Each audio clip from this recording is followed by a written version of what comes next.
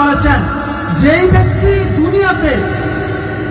ব্যক্তি দুনিয়াতে মদ খেয়েই যাবে, তওবাবিহীন মৃত্যুবরণ করবে, এই অবস্থায় যদি সে মৃত্যুবরণ করে, যদি সে জান্নাতেও যায়, আল্লাহ যদি তাকে জান্নাত দেন, এরপরও কিয়ামতের ময়দানে তাকে আল্লাহ তাআলা মদ দিবেন না। কিয়ামত পরকালে যারা জান্নাতে যাবে, জান্নাতীদের জন্য মদের ব্যবস্থা করা হবে, তবে এই মদ দুনিয়ার মদের সাথে এক নয়, তুলনা করা যাবে না। কেন?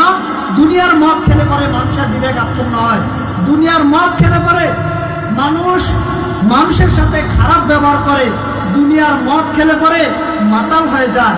আর পরকালে জান্নাতের মধ্যে আল্লাহ তাআলা যেই মদের ব্যবস্থা রেখেছেন, এই মদ খেলে পরে মানুষের অবস্থার আরো পরিবর্তন ঘটবে, মানুষের স্বাস্থ্যের পরিবর্তন আসবে, মানুষ আরো উন্নতি হবে, উন্নতির দিকে যাবে।